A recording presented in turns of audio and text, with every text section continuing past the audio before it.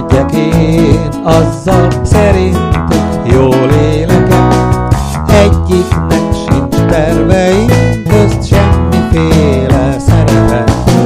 Ugassanak csak ebeként dolgomba, ha akarnak.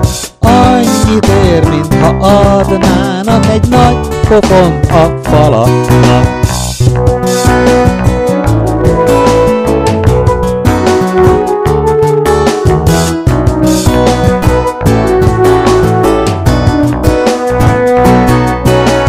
Hogyha akarod, egy magamban hosszú útra indulok, vagy éjfélkor pillangó kék kalandokért szárnyalok.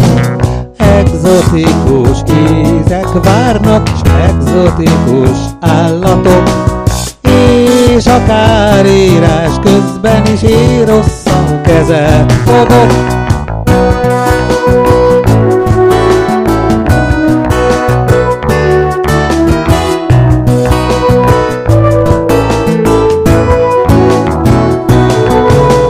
Életemnek kovácsa, csak én vagyok és senki más.